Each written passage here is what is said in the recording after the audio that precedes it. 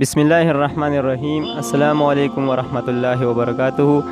امید دی چې ټول مسلمانان رونه خويندې به روغ جوړې او الله جل شانه تاسو ټول همیشه د پاره خوشاله او آباد لره او الله جل شانه د هر قسم مرزونو نه په امن او امان کې اوساته. ملګرو نن درله یو اسانه وظیفه در کوم.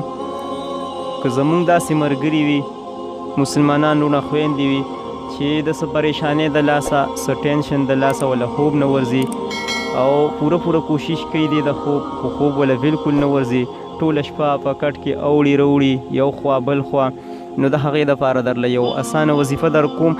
آسان عمل دی انشاءالله چې کله هم تاسو له خوب نه درځي نو دا عمل وکړئ، دا وظیفه وکړئ، انشاءالله ډېر زر جوور خوب به درله درشي. د وظیفې شروع کولو نه مخکې خو زه تاسو ته ریکویسټ کوم که چېرې تاسو زموږ چینل نوي سبسکرایب کړي اوسه پورې نو زموږ چینل ضرور ځان سره سبسکرایب کړئ.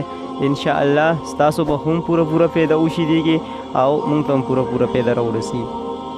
دا وظیفه داسې ده ښې لاس به په سر باندې کیږدئ او اووه ځله اووه وارې به دا د آیات یو وړه شانتې حصه ده دا به ووایې. زه درته وایم اعوذ بالله من الشیطان الرجیم فضربنا غلا آذانهم فی الکهف سنین. دا به زه تاسو ته په سکرین هم شو کوم، هغه ځای نه بیا یاد کې. نو دا د آیات یو حصه ده دا به اووه ځله ووایې او بیا به یې په لاس باندې کوف کې او په سر به یې راکاږې، نو انشاءالله ډېر زر به دله جوور او خوندور خوب درشي. یو ځلې بیا دا وظیفه زه تاسو ته ویم ښی لاس به په سر باندې کیږدئ او اووه وارې به دا د قرآن پاک د آیات څه حصه ده دا ووایې. زه تاسو ته دا وایم اعوذ بالله من الشیطان الرجیم فضربنا غلا آذانهم فی الکهف سنین. دا به زه تاسو ته په سکرین باندې هم شو کوم، هغه ځای نه یې بیا یاد کې او دا به بیا په لاس باندې کوب کې او په سر باندې به لاس راکاږې، نو انشاءالله دا عمل وکړې، دا وظیفه وکړې، خوندور او جوور خوب بدله انشاءالله درشي.